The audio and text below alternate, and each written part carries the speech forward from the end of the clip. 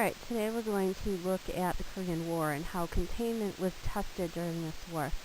The photograph you see here is some soldiers. They're marching in one direction, and you can see some civilians, some villagers marching in the opposite direction. So these are obviously people who are refugees. They are marching away from where the conflict is taking place. So as background, and again this is something that you should recall from global studies, there was a communist revolution that took place in China in 1949. Mao Zedong led the communists in China to victory in their civil war there against the nationalists. And so that's just a couple of years before the outbreak of the Korean War. And we're going to see that the Chinese are going to be supporting the North Koreans in their attempts to spread communism throughout all of Korea.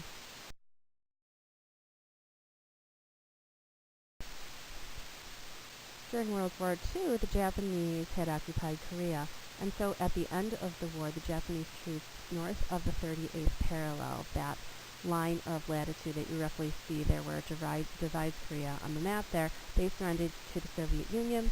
Troops south surrendered to the Americans. So the southern part would be known as the Republic of Korea. That was created in 1948, and the communists in the north formed the Democratic People's Republic of Korea in the same year. So you definitely see the division in the country, and that is basically where the division of the country is today. We know that the country today has, well, it's two countries really. It's North Korea and South Korea. So unlike Germany, it was never reunited decades after the war.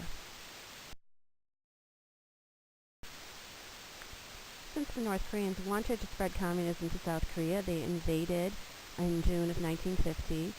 A couple of days later, the United Nations adopted a resolution to aid the South Koreans against the North Koreans, and again, that's to contain the communism just to North Korea. And General MacArthur, an American general, became the commander of the United Nations forces in Korea. The majority were American, but there were other countries represented as well. And the photograph that you see here is MacArthur with his famous corncob pipe and sunglasses. So MacArthur launches a counterattack against the invading forces from the north, and by September, the UN troops were able to push the North Koreans back to the 38th parallel, which is pretty much where they had started. In October, the UN recommended that MacArthur cross that 38th parallel into North Korea to try to reunite all of Korea as a non-communist country, and the Chinese ended up joining the fight. So remember, if we go back a couple of slides, we'll remember that the Chinese had been a communist country essentially since the Civil War was won by the communists in 1949. So in November of 1950, the Chinese troops forced the United Nations troops into retreat from North Korea.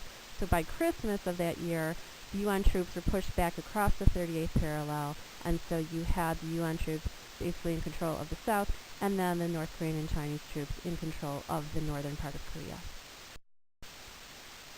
This war had a lot of unfortunate civilian casualties as a result of the fighting, and in the photograph that you see here, these are civilians who were massacred by retreating communist forces. So these would have been forces that were retreating back into North Korea, and they were packed into these trenches in this village in South Korea that you can see there. So it just shows the civilian devastation that occurred during the war.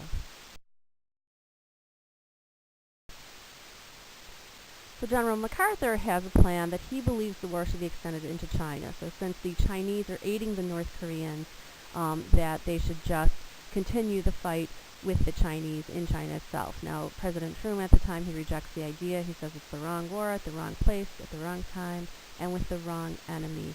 So essentially, a war with China would have been a much, much bigger issue than the Korean War itself was, and the Chinese getting assistance from the Soviet Union as well, definitely would have been a difficulty for the United States to really triumph in that war. So it was definitely a war we weren't ready to engage in at that particular time, and obviously that's something that never actually occurred. MacArthur tried to go over the president's head. He tried to go over Truman and behind Truman's back, essentially. He wrote to newspapers and magazines. He wrote to Republican leaders in Congress, asking them to gain support for his particular plan. Now, as commander-in-chief of the military, Truman has the right to fire MacArthur, essentially, and that's exactly what happened on April 11th, 1951, when Truman relieved MacArthur of his command. for what he had done, essentially insubordination, basically, for trying to go behind the president's back to get people to support his plan to invade China. The Korean War will end in a stalemate, which of course is essentially a tie. So after 3 years of fighting, in July 1953, an armistice ended the war. The ceasefire line was the 38th parallel, was where the division between North and South Korea had been at the beginning of the war. And it left an area called a demilitarized zone, or the DMZ, on either side of the line, where neither side was allowed to maintain troops. The effects of the war, well, we do see communism was contained. We did not succeed in trying to invade the North and reunite the country and end communism, but we contained it to the North. 54,000 Americans died. You can see many billions of dollars, and really just more of an increase in fear of communism. So at the time that all of this is going on, we're seeing the height of the Red Scare in the United States that we talked about previously. The area of McCarthyism, the House Un-American Activities Committee and their hearings, the issue with people becoming blacklisted and that whole witch hunt type atmosphere. So all of that is happening at the same time that the war is waging on in Korea. I'm ending with this particular photograph because it's a really famous photograph of the Korean War and a widely seen photograph, and I think it just is a really striking image because it's children, and the children have a tank in the background. I think that's a very abnormal kind of thing that you would see in the environment of your typical child, yet there were children who were living through this, children who were displaced from their homes, children who were refugees because of the war that was going on, and I think that's probably why this is such a striking image of that war. And I think we'll see similar images of civilians and children who are traumatized and victimized by the Vietnam War as well, and so these are, images that we tend to see in the last several decades of the 20th century, particularly, showing kind of the engagement that civilians ended up in this Cold War, and so I think it really has kind of a haunting effect on people to see this type of image.